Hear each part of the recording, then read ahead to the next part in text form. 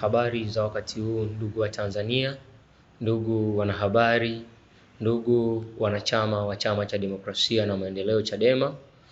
Mbele yenu ni jumuiya ya wanafunzi wa Chadema Chuo Kikuu cha Dar es Salaam, yaani Chadema Student Organization CHASO.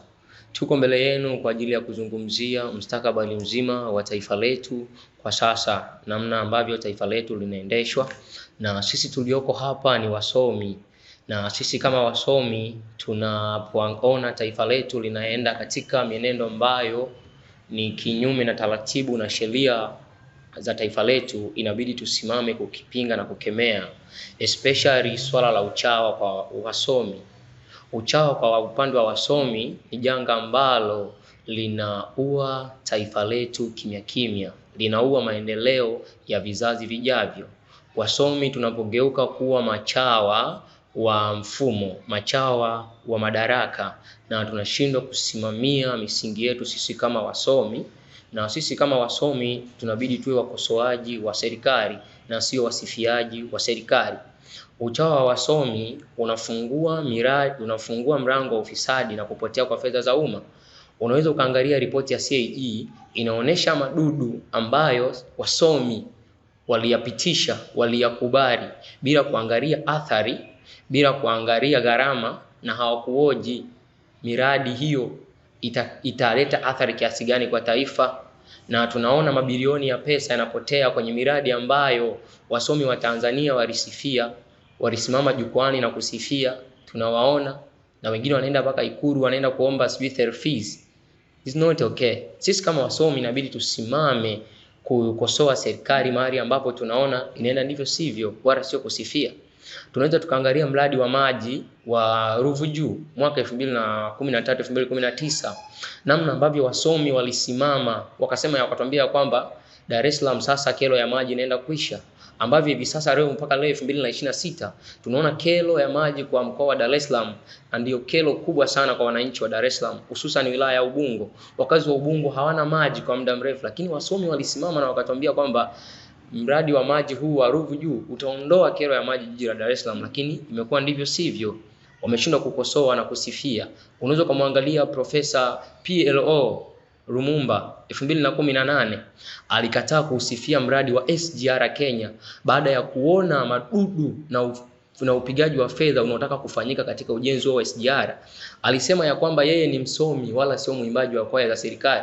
Je, sisi wasomi wa Tanzania tuna nini cha kusema mahali ambapo tunaona upigwaji wa fedha unapigwa na serikali na mafisadi? Ni sisi wasomi, nini maana halisi ya usomi wetu kama tunashindwa kusimama na kuencourage juu ya swala zima la ufisadi na upigwaji wa fedha?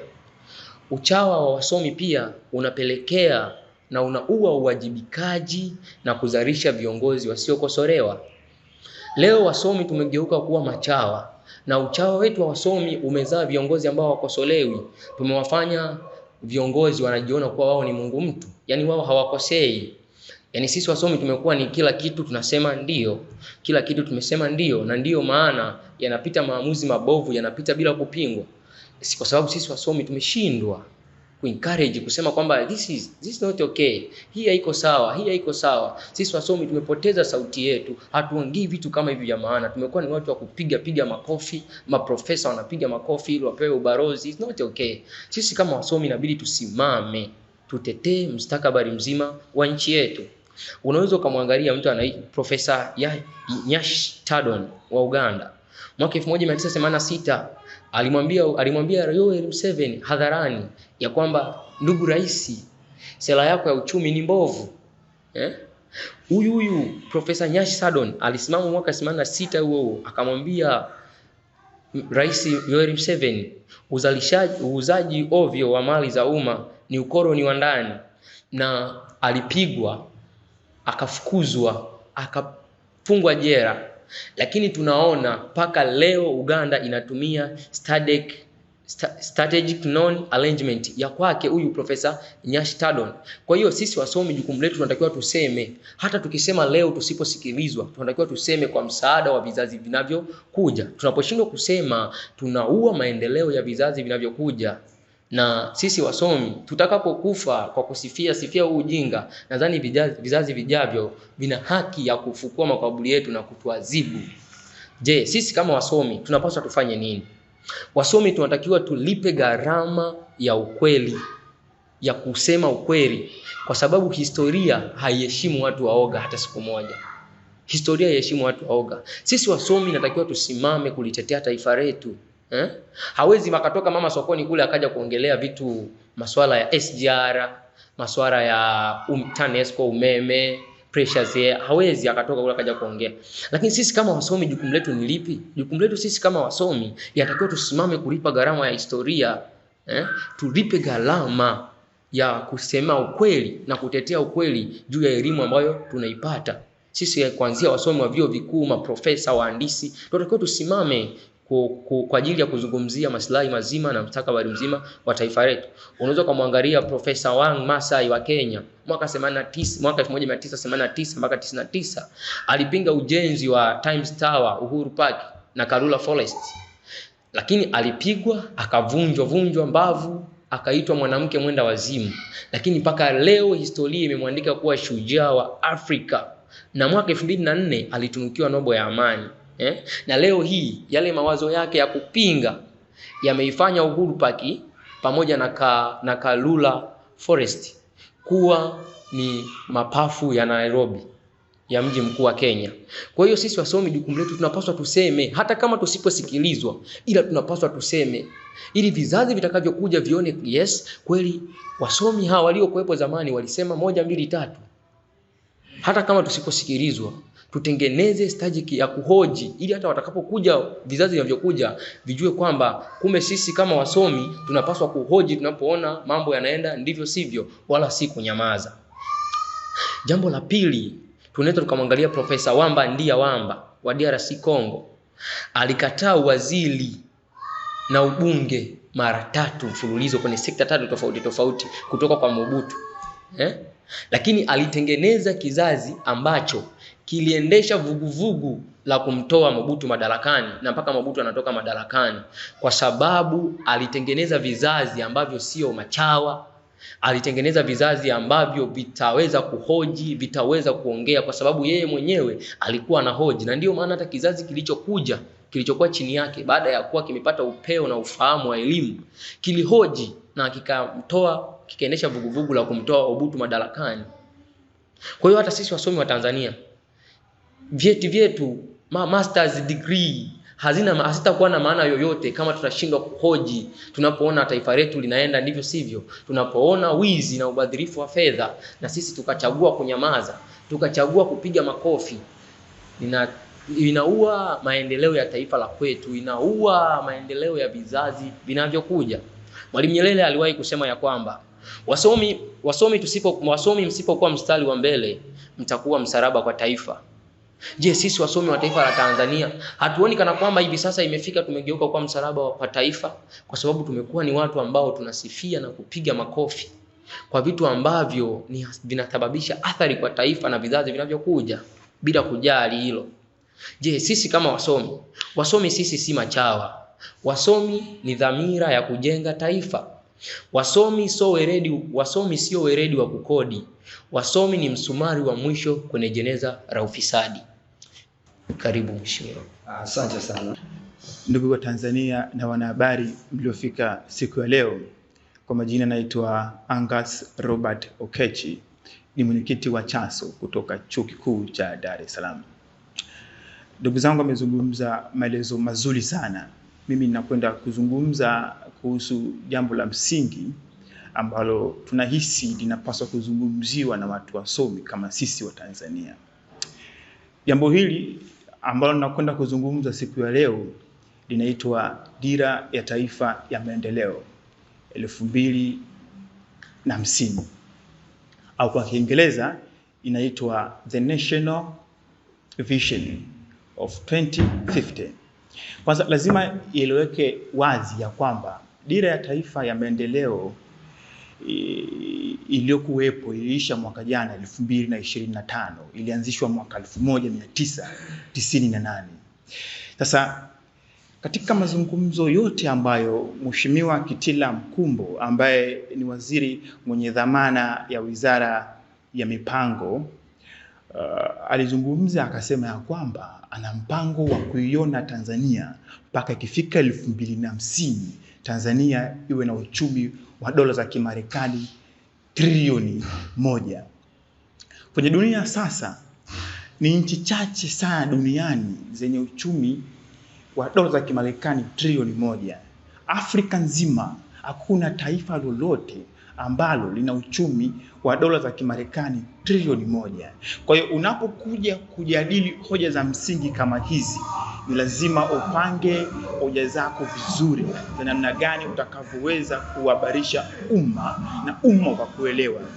Huwezi ukajenga taifa lenye uchumi mkubwa kama huu pasipo kufuata au pasipo kuzingatia kukomboa fikra za Watanzania.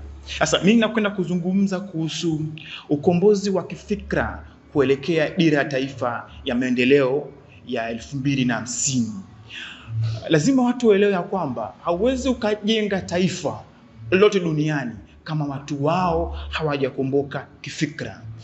Watu wanahitaji kupata the mindset liberation or liberation of the mind. Sasa katika mataifa yote duniani, taifa ili mradi liweze kukomboka kifikra linapaswa kufuata au linapaswa kuzingatia vitu vikubwa viwili. Jambo la kwanza, lazima uzingatie media. Watu wanaweza kujiuliza kwa nini wa Marekani, kwa nini Wayahudi dunia nzima wanamiliki vyombo mbalimbali vya habari na wanafanya kazi ya kuvicontrol? Kwa sababu wanaona ndio sehemu sahihi ya wao watakayoweza kuuza propaganda zao duniani na watu wakawaelewa. Tujiulize, je, Tanzania hii vyombo vya habari vinafanya kazi ya kuweza kuhabarisha umma au inafanya kazi kwa ajili ya kuburudisha umma peke yake? Kwangu mimi au kwa sisi ambao ni wafuasi wa Chadema tunasema ya kwamba vyombo vya habari vya nchi hii havifanyi kazi ya kuhabarisha umma au kufundisha umma. Badala yake vyombo vya habari vya nchi hii kinachofanya ni kwa ajili ya kuhabarisha umma. Haiwezekani taifa masikini kama la kwetu unaamka asubuhi unakuta habari zinazozungumzwa ni habari za mpira, Simba na Yanga. Unakaa vizuri kidogo unafika saa 6, saa 7, saa 8 ni habari za mpira wa Simba na Yanga. Jioni pia vile vile ni michezo, usiku pia vile ni michezo. Habari ambazo hazina maana yote kwa taifa.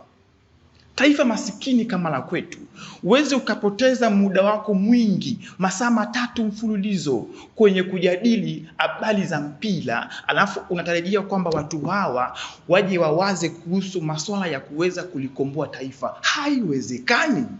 Taifa linapaswa likae chini kimkakati, tutengeneze sera kimkakati ya namna gani ya kuweza kucontrol hizi media. Media inapaswa iuze maarifa kwa jamii, sio kuuza taarifa kwa jamii. Lazima watu wetu wawe na maarifa mapana. Uwezi ukajenga taifa lenye uchumi wa dola za Kimarekani trilioni 1 kama watu mindset yao ni kuiona Simba au Yanga ikichukua kombe la klabu bingwa Afrika. Haiwezekani. Watu wetu wanapaswa waelewe ya kwamba kitu cha kwanza kwenye nchi yao ni siasa nchi yao, uchumi wa nchi yao, pamoja na mila na tamaduni za nchi yao. Hivyo ndio vitu vya msingi vya kuzingatia. Uwezi ukakaa unapoteza masaa 3 watu wanajadili kuhusu mpira peke yake, masaa 3 kwenye general media. Haiwezekani. Mwaka jana nilikuwa nimeenda Jerumani. Ujerumani uwezo ukakuta watu wanapoteza masaa 3 mfululizo wanadiscuss kuhusu mpira. Ujerumani ni moja kati ya nchi ambayo zimeendelea zaidi kwa masuala ya michezo, lakini hawapotezi muda wao kwenye kujadili mpira peke yake. The general media inapaswa kuhabarisha umma kuhusu masuala ya mazima yanayohusu taifa lao na sio kuenda kutaarifu umma habari za michezo. Haiwezekani. Kwa hiyo sisi kama taifa tunapaswa tuje na mbinu mbadala ya namna gani ya kuweza kucontrol hizi media ziweze kuhabarisha umma kwenye masuala yanayopaswa taifa lao waelewe. Hatuwezi tukajenga taifa ambalo vizazi vyetu au vijana wengi wanaamini ya kwamba tunaweza kuikomboa taifa hili kwa Simba au Yanga au Taifa Stars wakichukua makombe mengi duniani. Ukweli ni kwamba hata Simba au Yanga wakichukua kombe la shirikisho Afrika, wakichukua kombe la klabu bingwa, au Taifa Stars akichukua kombe la duniani, bado hatuwezi tukaondokana na umasikini wetu. Ili kuondokana na umasikini wetu, media inapaswa ije na vipindi angavu za kuweza kuhabarisha umma ufahamu kwa nini uchumi wetu unayumba kila siku. Kwa nini fedha ya Kimarekani inakuwa alafu shilingi ya Tanzania inashuka thamani kila siku? Ndio masuala ya kuzungumza. Lazima watu wetu waelewe ya kwamba kwa nini dunia ya sasa ikufikia mafuta watu wengine wakipigana, sisi tunashuka chini kiuchumi kwa sababu tu ya kukosekana kwa mafuta. Lakini ukikaa kwa makini, ukitumia akili yako sawasawa, utaweza ukafahamu ya kwamba sisi chini kwetu tuna gesi asilia. Gesi asilia tunaweza kugeuza gesi asilia nchi yetu hii ikawa mafuta. Katari wanageuza gesi yao ya asili ikawa mafuta. Marekani pia anafanya vile vile. Urusi pia anafanya vile vile. Kwa Kiingereza inaitwa gas to liquid. Yani unaitoa gesi ya asilia, unaifanya kuwa mafuta, then mafuta yale unayauza. Nchi inaingiza mapato. Kwa sababu sasa hivi tunachofanya tunategemea zaidi watu wengine wa mataifa mengine watuuzie mafuta, lakini sisi tuna rasilimali ambayo tunaweza tukaigeuza rasilimali hii kesho na kesho kutwa ikatuletea utajiri mkubwa. Ni kweli ni gharama, lakini lazima tuje na mpango mkakati kwamba mpaka ikifika 2040 au 2030 tuweze kuzalisha mafuta yetu sisi wenyewe kwa kupitia gesi yetu ya asili tulionayo kwenye nchi yetu. Otherwise hatuwezi kutoboa. Hauwezi kuwa na taifa ambalo watu wanajadili kuhusu mpira peke yake, wanasahau kuhusu siasa nchi yao. Siasa ndio nguvu ya msingi ya taifa. Ukicheza na siasa nchi yako unaharibu taifa. Mfano, mwaka jana watu kwenye nchi ilitokea machafuko makubwa kwa sababu ya siasa nchi yetu ilishuka thamani. Watu wakasema hawawezi na wakaamini kwenye vyombo vya maamuzi, wakaamua kujichukulia hatua mkononi. Hapana, lazima watu waelewe siasa nchi yao. Kwa sasa hivi imefikia mpaka hatua jamii yetu ya nchi yetu imeathirika kwa sababu mila tamaduni za Kiafrika zinapotea. Watu wanajiingiza kwenye mambo ya kijinga ambayo ni ya kishetani, ya ushoga, kwa sababu vyombo vya habari vya nchi yetu havifanyi kazi bora ya kuweza kuhabarisha umma. Sasa kama kule tuna mpango wa kufika mbali kama taifa, lazima tuje na mpango mkakati wa kucontrol hizi media ziweze kuhabarisha umma masuala mazima yanayohusu wao na sio habari za mpira. Hakunaga taifa duniani lililofanikiwa kwa sababu ya mpira. China wanaweza wakachukua kombe la dunia, Marekani pia wanaweza wakachukua kombe la dunia, Urusi pia wanaweza wakachukua kombe la dunia, lakini wao hawajaweka kipaumbele kikubwa kwenye masuala ya michezo. Wameweka kipaumbele kikubwa kwenye masuala ya uchumi, siasa na culture ya mataifa yao. Sisi mambo hayo hatufanyi. Jambo la pili, na kwenda kuzungumza kuhusu kitu ambacho kinakuwa kila siku kwenye nchi yetu. Nahisi hatuwezi tukafikia uchumi wa dola za Kimarekani trilioni 1 kama tusipoweza kucontrol hichi kitu au tusipoweza kukiondoa kwenye taifa letu. So lazima hili ni la kamari. Kamari kwenye nchi yetu sasa hivi imekuwa ndio national agenda kwamba vijana wanawaza kuhusu kamari kwenye taifa hili. Unaweza ukaamka asubuhi ukatembea maeneo ya mijini, karibu majiji yote kwenye nchi hii, ukakuta vijana wamerundikana kwenye betting stations, wanajaribu maisha yao kutafuta bahati. Uweze ukajenga taifa duniani kwa watu wanaoamini kwenye maisha ya bahati nasibu. Mafanikio ni mchakato, lazima uanze chini, uende katikati, then ufike juu. Uweze ukawa na mawazo eti kwamba ukiwa na shilingi 1000 inaweza kugeuza shilingi 1000 ikawa milioni. Haiwezekani. Watu wetu wanapaswa waambiwe ya kwamba ili mradi tuweze kujenga uchumi wa dola za Kimarekani trilioni 1, tunapaswa tuwaze mbinu mbadala ya kuweza kulisaidia taifa hili na sio kamari. Kuna nchi inaitwa China. China wamezuia kabisa masuala ya kamari. Kuna nchi inaitwa Israeli wamezuia kamari. Kuna nchi inaitwa Japan hakuna bettings. Kuna nchi inaitwa Singapore kuna bettings, lakini bettings zao sio zile kama za kwetu sisi. Zinakuwa zinadhibitiwa sana serikali. Lakini kwetu tumeruhusu kila mtu wa taifa hili anaweza akacheza kamari na kamari akageuzwa kama kazi. Kiukweli ni kwamba kamari sio kazi. Kazi ni ile ambayo mtu anafanya kwa kutoa huduma kwa watu fulani. Kwa mfano, mwalimu anafundisha, anatoa huduma, then analipwa na serikali au analipwa na watu binafsi. Fundi anajenga nyumba, then ile kazi yake ya kujenga nyumba inakuwa ni kama vile huduma, then analipwa ujira kutokana na kazi yake aliyofanya. Sasa betting ukifanya unatoa huduma gani kwa jamii? Lakini pia Tanzania ndio ambayo kuna baadhi ya watunga sera wao wanamiliki makampuni ya kamari, lakini watoto wao hawafanyi kamari. Watoto wao wametengenezwa mazingira namna gani ya kuweza kutafuta fedha ambayo itaweza kuiongezea familia zao za miaka na miaka utajiri. Lakini vijana wadogo wa Kitanzania, umri mdogo kabisa wa Kitanzania, wanaamua kuingia kwenye kamari. Tunaharibu taifa. Serikali inapaswa iwaambie vijana wetu ukweli. Serikali inapaswa itafute the plan B. Na plan B ni kwamba serikali inapaswa itafute au ije na sera za kimkakati. Itafute the strategic project za kuweza kulikomboa taifa letu kwenye umasikini na kuajiri vijana wengi waliopo mtaani, waliosoma na wasiosoma lakini hawana ajira yoyote.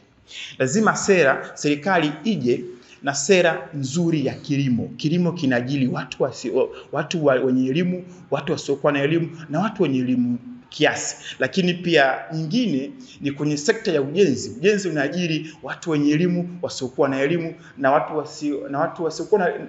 wenye elimu ya kati. Lakini pia sekta nyingine ni kwenye sekta ya utalii. Utalii unaajiri watu wengi kwa wakati mmoja. Sasa tukiweza kufanya mipango hiyo kwa wakati mmoja, tunaweza kulikomboa taifa hili. Vinginevyo hatuwezi tukakomboa taifa letu asilan abadan. Nashukuru sana. Jambo jingine ambalo mdhibiti na mkaguzi wa hesabu za serikali ambapo aliweza kuonyesha hasara ni ujenzi wa uwanja wa mpira ambao awali ilitakiwa ujengwe kwa bilioni 187, lakini ulienda mbele zaidi na hela ambazo ziliweza kusainiwa ni bilioni 138. Na ukiangalia alionyesha madhaifu mengi sana ambayo yaliweza kujitokeza kwa wakati huo, hususan kwa swala zima la kumpata mzabuni ambao walimpata single source ambao ni mzabuni mmoja, ambapo hawakuruhusu competition kwa swala zima la ujenzi wa uwanja huo, ambayo inaweza ikaleta kukosekana kwa uaminifu wa moja kwa moja. Na pia kuna takriban ya bilioni 3 ambazo zilionyesha kwamba zina hengi ya namna gani zilivyotumika, matumizi hayaeleweki kwenye ujenzi wa uwanja huo. Kwa hiyo moja kwa moja inaonyesha kwamba ni udhaifu ambao unaonekana ambao aliweza kuibua, na katika kusimamia taasisi unaonekana kabisa moja kwa moja kuna fedha zimepotea ambazo ni fedha za umma ambazo pengine zingeweza kuwasaidia wananchi katika mambo mbalimbali, ambazo zingeweza kusaidia wananchi katika kuleta maendeleo mengine. Na pia kuna jambo lingine ambapo iliweza kuonekana hasara ambayo iliweza kulionyesha mdhibiti na mkaguzi wa hesabu za serikali ni bwawa la Mwalimu Julius Kambarage Nyerere. Na pia iliweza kuonekana hasara ambayo iliweza kuonekana ni trilioni 1. Moja kwa moja trilioni 1, na ambayo anathibitisha kwamba kuna uzembe wa utekelezaji pia ulikuwepo maeneo yale, ambao ulisababisha mpaka saizi tunavyoongea hii maendeleo yanaweza karudi nyuma kwa sababu ya kushindwa kusimamia hizo taasisi, kwa sababu ya kushindwa kusimamia hii miradi. Na pia kuna jambo lingine ambalo aliweza kuliongelea ni sekta ya maji. Sekta ya maji katika jamii yetu ya Kitanzania imekuwa ni kilio kikubwa sana ambacho tunaona wananchi wanalia, tunaona jamii inalia, lakini bado tu inaendelea kuleta hasara. Bilioni 243 imeweza kupotea, hasara ambayo imeweza kutokea. Haya mambo ambayo yanatokea kwenye taifa letu, ambalo taifa maskini, ambalo taifa tunatamani tuweze kwenda mbali, ambalo taifa ambalo tunatamani tuweze kuinuka kiuchumi, ambalo taifa lina uchumi huu mdogo, ambao bado hata uchumi wa kati ambao umekomaa hatujaufikia, lakini ubadhirifu wa fedha unatokea kwenye sekta mbalimbali zinafanya vibaya, bado tu tunaendelea. Kwa hiyo ni mambo ambayo yanaonyesha kabisa wazi kwamba taifa letu liko nyuma, taifa letu lina maumivu, taifa letu bado bado tunashindwa kusimamia rasilimali tulizonazo. Kuwa na rasilimali hakuwezi kukupa garantia ya kuwa tajiri, hakuwezi kukupa garantia ya kwamba wewe uweze kuendelea kiuchumi. Usimamizi, tunaona kwamba bado kumekuwa na changamoto ya usimamizi. Mataifa mengi yamefanya vizuri kwenye uchumi, lakini tumeshindwa kuyaiga. Mfano kama China, imekuwa ni mojawapo ya taifa ambalo lilifanya mapinduzi kwenye uchumi miaka 1940. Walifanya kwenye swala zima la uchumi, kwa swala la agriculture, waliweza kuendeleza zaidi. Sasa kama sisi kwenye sekta hizo bado kunakuwa na ubadhirifu wa fedha, bado kunakuwa na wizi baadhi ya maeneo, sasa hapo tunaenda mbele kivipi? Na madhara mengi sana ambayo yamejitokeza kutokana na ufisadi huu au kutokana na ubadhirifu wa fedha. Kuna madhara ambayo yametokea, kupanda kwa gharama za maisha. Tumeona gharama za maisha zimepanda, watu wanaishi maisha ambayo ni magumu. Tumeona wameshindwa kudhibiti hata pale ambapo mfumuko au kuendana na changamoto ambazo zinatokea za kidunia, kama vita hii ambayo imetokea hii, ambayo wanapigana kuna Iran pamoja na Israel, kwa sababu ya mafuta ambayo mafuta inaonekana kwamba ndio mataifa ambayo yanazalisha. Kwa hiyo ambayo imesababisha imekuwa ni janga la dunia. Sisi tumeshindwa kukabiliana nao. Pengine hii miradi ingekuwa inaenda vizuri, ingekuwa imeshaisha, tusingekuwa tunaendelea kuijadili. Pengine tungekuwa tunajadili namna gani tunamsaidia huyu mwananchi ambaye yupo kwenye hali hii ya chini, ambaye anapitia mazingira ambayo mfano kama mtu mfano kwenye masuala zima la usafirishaji, wangeweza kusaidiwa. Hizo fedha tungeenda kuzipeleka kwenye maeneo kama haya, kwa sababu ya mambo ambayo yanatokea. Kuna jambo mfano mzima, kwa kupitia hiari deni la taifa tutaendelea tu asali ya deni la taifa tutaendelea tu kukopa. Kama zile mali ambazo tulizonazo, kama zile fedha ambazo zilitengwa, tunaona kwamba kati ya budget ambayo ilitengwa ya kwa ajili ya maendeleo, 13% imepotea ya budget. Hiyo tunaona kabisa kwamba maendeleo itakuwa ni ngumu kuyapata, kwa sababu bado hatuwezi kuyafikia yale malengo ambayo tunatamani kuyafikia. Hatuwezi kufikia ule uchumi ambao tunatamani kufikia, kwa sababu bado huku chini au bado haya maeneo tumeshindwa kuyadhibiti, tumeshindwa kuendeleza uchumi wa taifa hili. Ni muhimu sana kuchukua hatua ambazo zinaweza zikasaidia.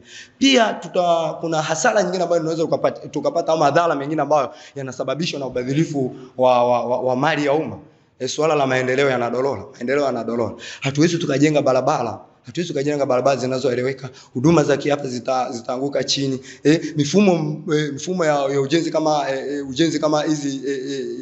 ujenzi kama railways, bado tutaendelea kupata hasara. Tutaendelea tu bado itaendelea kurudi nyuma, kwa sababu misingi yetu bado, wizi unaendelea, bado ubadhirifu wa fedha unaendelea. Kwa hali hii itakuwa ni ngumu sana kuepuka. Mazingira haya itakuwa ni magumu mno kuepuka. Sasa solution ni lipi sasa? Au solution tufanye nini? Au hawa watu ambao mambo haya yanaendelea tufanye nini? Jambo la kwanza ni uwajibikaji. Kwa swala la uwajibikaji, mimi ninatamani hizi taasisi ambazo zimeweza kuleta hasara kwa sababu ya uzembe, tuone wanachukuliwa sheria, tuone wanapelekwa mahakamani, hata kama wengine kuachishwa kazi pamoja na kurudisha hizo fedha kwa umma. Lakini unakuta kwenye mfumo huu mzima hakuna anayewajibishwa. Kama watu hawawajibishwi, leo hii tunasema trilioni 7 ni hasara. Tusishangae tena miaka mingine inakuja kwamba hasara ambayo imeongezeka trilioni 14. Tusishangae, kwa sababu uwajibishaji haupo, kwa sababu hawa ambao wanatumia hizi rasilimali vibaya, au sababu wanashindwa kuongoza hii miradi vibaya, wanashindwa kuongoza hii miradi inavyotakiwa, wameshindwa kuiongoza, na bado tumeendelea kuamini. Uwajibikaji inatakiwa waweze kuwajibishwa mbele ya sheria inavyotakiwa. Na jambo lingine ambalo ni la msingi sana, ufuatiliaji usiokoma. Kuna rasilimali zetu ambao mtu ambaye tunampa kwamba asimamie mradi huu, aidha huu mradi wa uwanja, tukiona kwamba kuna mifumo haiendi sawa, awekwe ndani au apokonye ule mradi apewe mtu mwingine. Hii inaweza kusaidia taifa liweze kuendelea mbele, na pia kujaa kwa hofu wa watu kufanya utendaji kazi kwa ufanisi zaidi. Tusisubiri paka CAG ndiye aje kutusanua kwamba jamani, huu mradi ambao uliwekwa kwa kiasi hiki, kama uwanja wa mpira ulikuwa bilioni 187, sasa hizi ni bilioni 338. Ni kitu ambacho hakitakiwi kabisa. Tunatamani sasa hizi mkaguzi na mdhibiti wa hesabu za serikali akija kuongea mbele ya umma atuambie kwamba kuna baadhi ya sekta ambazo zilionekana kwamba zina changamoto, au baadhi ya taasisi ambazo zilionekana kwamba kuna uzembe na watu hawa waliweza kuwajibishwa. Lakini katika ile ripoti hayo mambo hatukuyaona.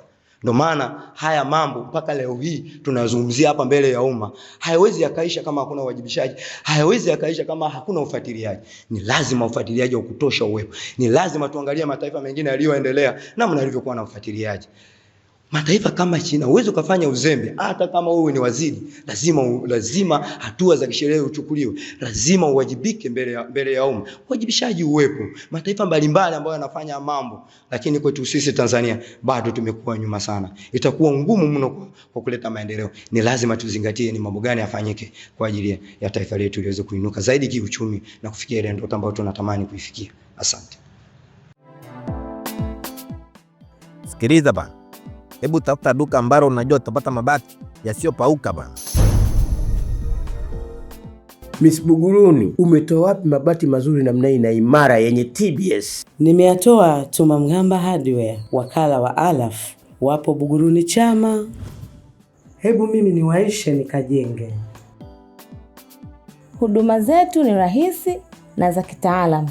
Unalipia, unapewa risiti na unachukua mzigo wako papo hapo bila msongamano. Tumamgamba Hardware sasa tunakuletea mabati yako pendwa ya Sibadumu, Covermax, Versatile, Roman Tile, Tech Deck, Racing Coat pamoja na Max Cover. Pia tuna vigae aina ya Shingo, Wave pamoja na Roman. Tumamgamba Hardware, hapa ndo nyumbani pa mabati ya Alaf. Mabati ya ukweli, bei ya kutabasamu. Kwa mawasiliano, wasiliana nasi kupitia namba 0754 300 746 au 0655 300 746. Pia unaweza kuwasiliana nasi kwa barua pepe mghambatumaini@yahoo.com. Tumamgamba Hardware, nyumbani pa mabati ya Alaf.